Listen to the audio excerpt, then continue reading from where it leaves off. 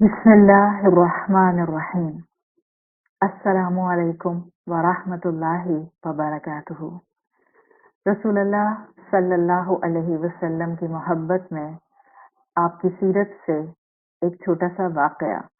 ग़ज़वा उहद मआ मोहम्मद सल्लल्लाहु अलैहि वसल्लम पार्ट 2। मुसलमान जब 700 तादाद में रह गए, जब अब्दुल्ला बिन उबई अपने 300 साथियों को लेकर मदीना वापस लौट गया, तो मुसलमान रसूलुल्लाह सल्लल्लाहु अलैहि वसल्लम की लीडरशिप में ओहद की तरफ बढ़े, यहाँ तक कि ओहद के पहाड़ तक पहुंच गए। अब ओहद के पहाड़ की दूसरी तरफ कुरैश ने अपने कैंप लगाए हुए थे। हम ये जानते हैं कि आपके चचा अल अब्बास के एक अल्टीमेटम देने पर, एक अर्ली वार्निंग देने पर मुसलमान पहले से ओहद की तरफ मार्च करके इधर आ गए थे, जो कि कुरैश एक्सपेक्ट नहीं कर रहे थे। जब रसूलुल्लाह सल्लल्लाहु अलैहि वसल्लम ओहद के मुकाम पर पहुंचे, तो आपको इससे ये भी अंदाजा होता है कि रसूलुल्लाह सल्लल्लाहु अलैहि वसल्लम ने हमें प्लानिंग करना सिखाई है।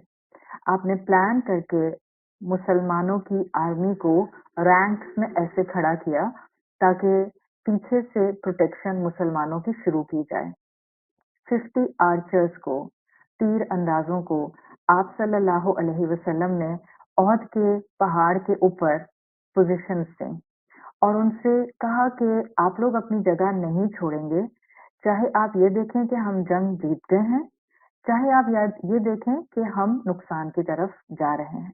तो 50 आर्चर्स को आपने पहाड़ के ऊपर पोजीशन दी ताकि आप सल्लल्लाहु अलैहि वसल्लम के मुताबिक कि कुरैश की कैवलरी किसी भी तरह से मुसलमानों को इस एंड से अटैक ना कर सके। बाकी मुसलमानों को आपने रोज में खड़ा किया। आप सल्लल्लाहु अलैहि वसल्लम ने इसके बाद अपनी तलवार को अल्लाह का नाम लेकर बुलंद किया और कहा कि कौन इस ताकत को अपने हाथ में लेगा, कौन अपने दाएं हाथ में इस तलवार को लेगा। सहाबी रसूल सल्लल्लाहु अलैहि वसल्लम अबू दुजाना आगे आए और उन्होंने आप सल्लल्लाहु अलैहि वसल्लम से इस जिम्मेदारी को लिया। ये उस दौर में एक साइन होता था कि जंग को कमेंस किया जाएगा, यानी जंग का आगाज कर दिया जाएगा।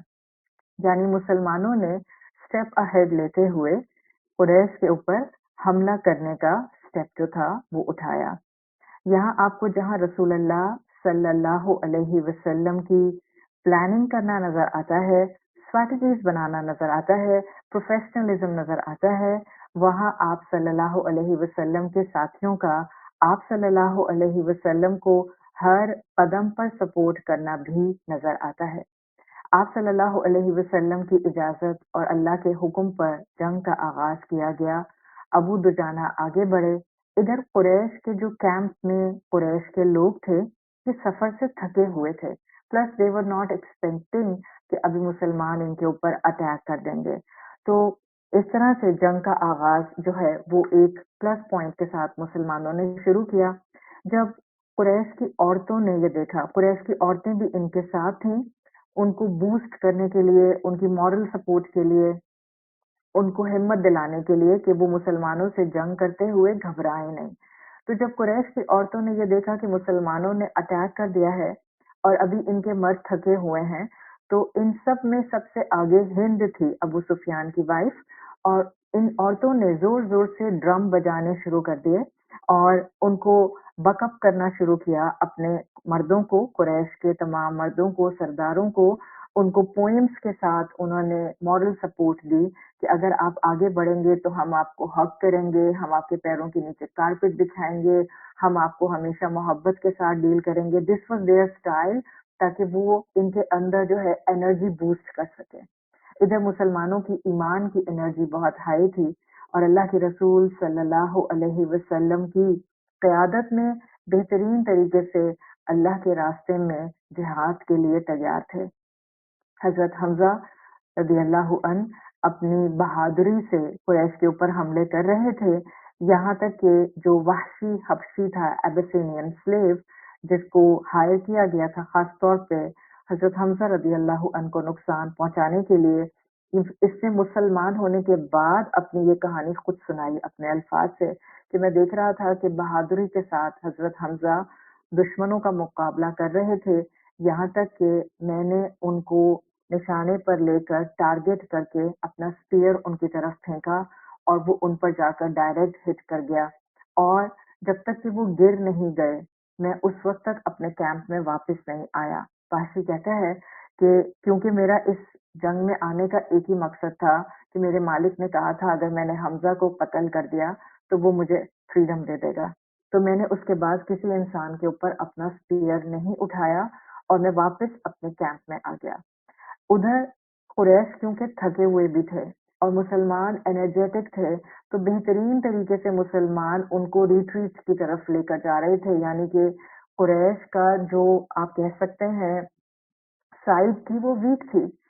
ادھر 40 آؤٹ آف 50 جو تیر انداز تھے جن کو ماؤنٹین احد کے اوپر احد کے پہاڑ پر اللہ کے رسول صلی اللہ علیہ وسلم نے اپوائنٹ کیا تھا، ان کو یہ لگا کہ قریش بہت سا اپنا بوٹی جو مال غنیمت ہے وہ چھوڑ کر جا رہے ہیں، وہ بیک ٹریک کر رہے ہیں، اور اٹس اے ہائی ٹائم کہ ہم بھی باقی مسلمانوں کے ساتھ جا کے مال غنیمت کا حصہ لے لیں۔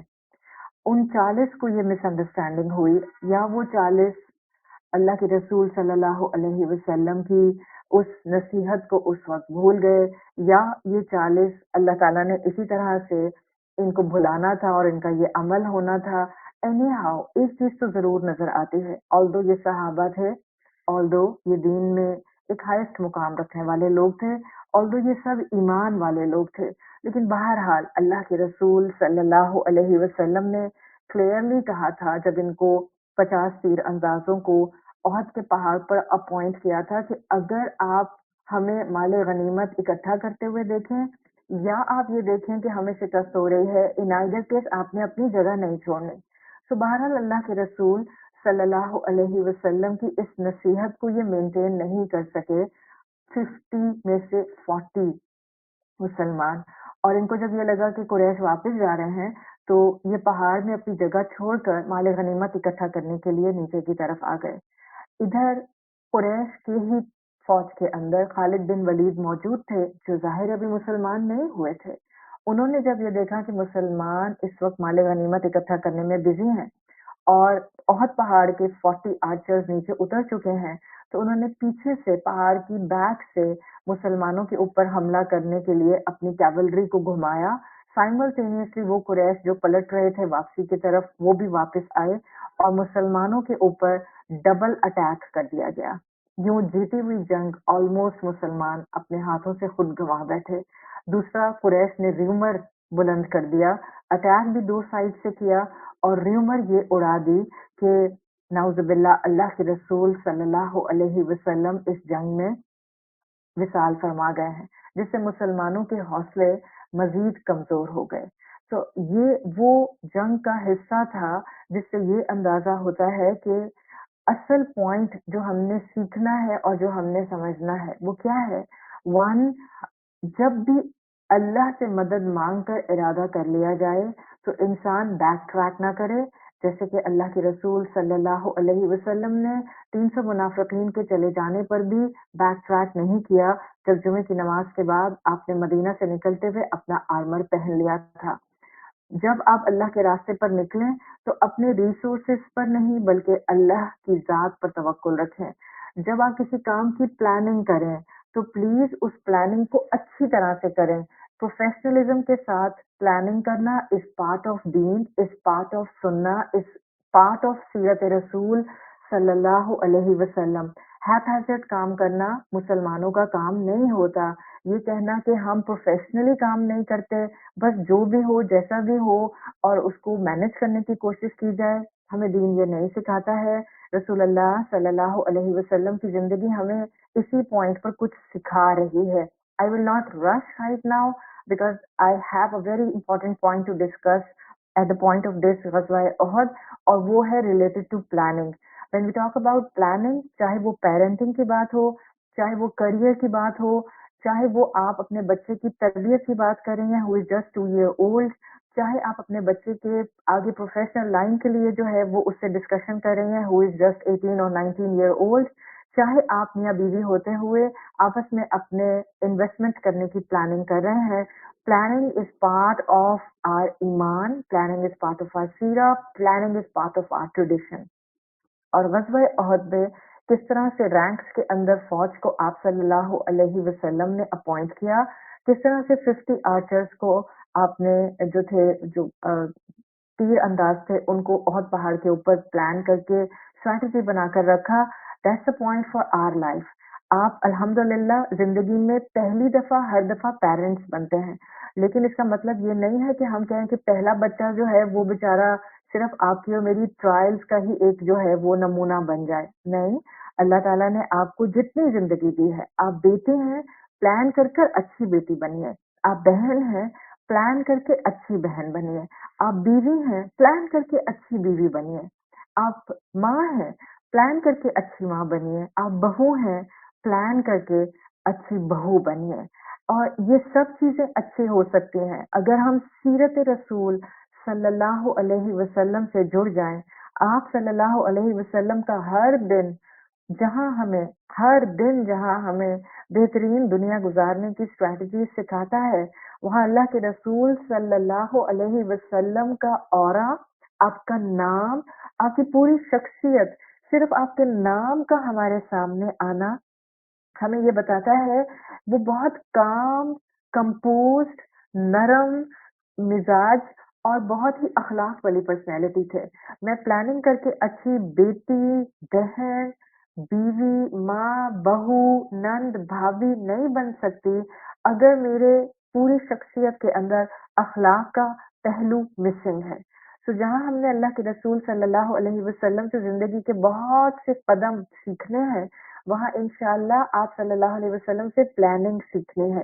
پلاننگ کیجئے، مل جل کر پلاننگ کیجئے، بچوں کے ساتھ پلاننگ کیجئے، اپنے اسپاؤس کے ساتھ پلاننگ کیجئے. And I always request to husband اپنی وائفس کو اپنی پلاننگ میں شامل کیجئے. آپ کوئی نیا سیٹ اپ کرنے جا رہے ہیں بزنس کا، آپ کوئی نئی جاب ڈھونڈ رہے ہیں، آپ کوئی نئی جاب کی طرف اپنی ڈائریکشن چاہ رہے ہیں، ڈسکس ود یور وائف. جیسے امی سے ڈسکس کیا جاتا ہے ایسے ہی وائف سے ڈسکس کیا جاتا ہے. In the same way I will request to all the wives کہ آج جب اپنی زندگی کے اندر فیصلے لیں، لیٹس سے آپ کے ہسبینڈ کو کوئی اعتراض نہیں ہے لیکن آپ اپنے ماں باپ کے لیے ان کی بزرگی کو دیکھتے ہوئے ان کے لیے کچھ کرنا چاہتے ہیں، کوئی انویسٹمنٹ کرنا چاہتے ہیں، ان پر کوئی ایکسپینس کرنا چاہتے ہیں، آپ ان کے لیے کچھ خریدنا چاہتے ہیں، discuss with your husband. This will increase your love انشاءاللہ. پلس پلاننگ کرنے سے برکت آ جاتی ہے.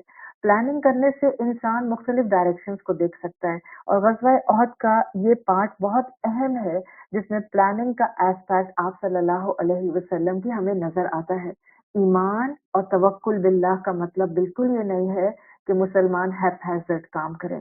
پروفیشنلی کام کیا جاتا ہے اور یاد رکھیں جب لیڈر پروفیشنلی کام کرتا ہے تو کبھی کبھی ٹیم کے لیے بہت سی چیزوں کو ایبزارب کرنا ڈیفیکلٹ ہو جاتا ہے. تو ٹیم ممبرس کے لیے اس پروفیشنلزم کو اطاعت کے ساتھ لے کر چلنا وہی ان کا امتحان اور وہی ان کی کامیابی اور وہی ان کا تزکیۃ النفس ہوتا ہے.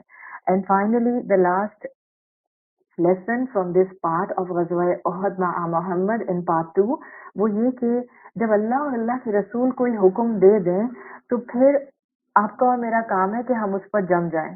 اللہ اور اللہ کے رسول کا جو بھی حکم ہوگا عاقل اور بالغ مسلمان، علم والا مسلمان ہوتے ہوئے اگر ہم اس پر عمل نہیں کریں گے زندگی میں ہمیں نقصان ہوگا، چاہے وہ نقصان معمولی ہو چاہے وہ نقصان ایمنس ہو.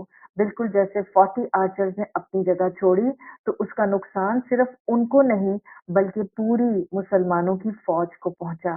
ایسے ہی آج ایک مسلمان کی غلطی پوری امت کو نقصان پہنچانے کا، پوری امت کے امیج کو ڈسٹارٹ کرنے کا، اسلام کی خوبصورتی کو مسخ کرنے کا ذریعہ بنتے ہیں. اللہ تعالی ہمیں رسول اللہ صلی اللہ علیہ وسلم اور ان کے ساتھیوں سے سیکھنے کی توفیق عطا فرمائے. سبحانک اللہم و بحمدک نشہد ان لا الہ الا انت نستغفرک و نتوب الیک. السلام علیکم ورحمۃ اللہ وبرکاتہ.